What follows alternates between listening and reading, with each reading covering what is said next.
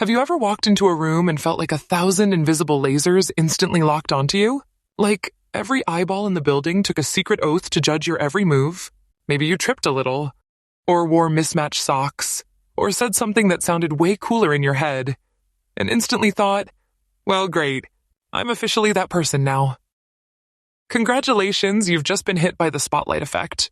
The wildly incorrect belief that everyone is paying way more attention to us than they actually are. Spoiler alert, they're not. They're way too busy obsessing over their own mismatched socks to notice yours. Imagine for a second that you're at a party. You're holding a plastic cup, trying to look casual and approachable while standing next to a suspiciously large bowl of guacamole. In your mind, you're thinking, I look awkward. Everyone knows I'm awkward. They're all watching me be awkward in real time like it's a live TV show. You get self-conscious, you fidget, you fake laugh at a joke you didn't even hear, and then you overthink. That too. Meanwhile, everyone else is inside their own heads, worrying about how awkward they look, and absolutely nobody is tracking your every micro move like you're the main character in The Truman Show. Harsh, right? But also, freeing. Here's the brutal but beautiful reality. In most situations, people are way too wrapped up in themselves to give you more than a passing glance. Psychological studies have repeatedly shown that we all have a strong tendency to overestimate how much others notice and judge us. In one clever experiment, researchers had students wear embarrassingly dorky t-shirts, think big, bold, slightly cringy faces, and then estimated how many people they thought noticed them. The students guessed nearly half the room noticed their fashion crime. In reality, only about 20% of people even registered what they were wearing.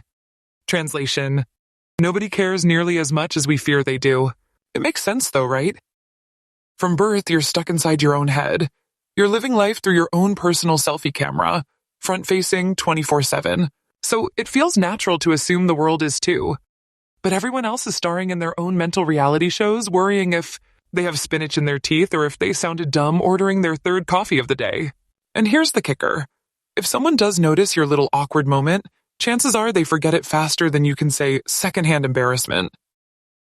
Human brains are wired for self-preservation, not meticulous record-keeping of strangers' minor oopsies. Now, before you start plotting to become an unstoppable, fearless social butterfly, let's address the obvious question.